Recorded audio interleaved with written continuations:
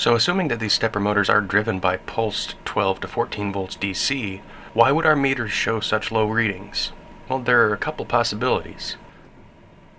So here we have a very slow 14 volt peak-to-peak square wave that we fed into the multimeter and the oscilloscope. As the signal swings from 14 volts to 0, we can see the multimeter displaying in real time the instantaneous voltage. If we turn the signal frequency up by a factor of 10 to around 5 Hz, the multimeter will start displaying the average voltage over a period of time. We can increase the signal frequency 10x again to 50 Hz, and again to 500 Hz. And we see the meter displayed value hasn't changed. It's still displaying the average voltage level over time, or in a sense the area under the curve. So that's one factor that could affect our measurement. For anything but the very slowest square wave signals, any meter is going to display the average value, and that would be 50% of the peak-to-peak value if it's on half the time and off half the time. But that brings us to another factor. Here we see the same 14 volt peak-to-peak square wave, 50% duty cycle, and the meter's displaying 7.8 volts.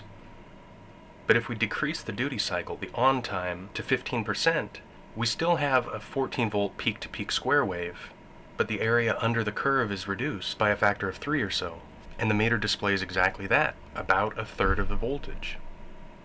So when a tech sheet specs some pulsating voltage, but doesn't specify the duty cycle, they've given you nothing you can measure with the multimeter if the signal is too fast for your min-max function, or if you don't carry an oscilloscope.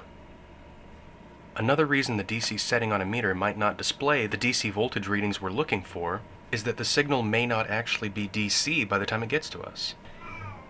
Now, until now, our signals have swung between 0 volts and 14 volts at different frequencies and different duty cycles. But what if the signal we're measuring isn't entirely positive, just mostly positive? Here we can see that as the negative going value of a wave is made more negative, the meter continues to read the positive area under the curve until the negative area under the curve is greater, and then the meter displays a negative value.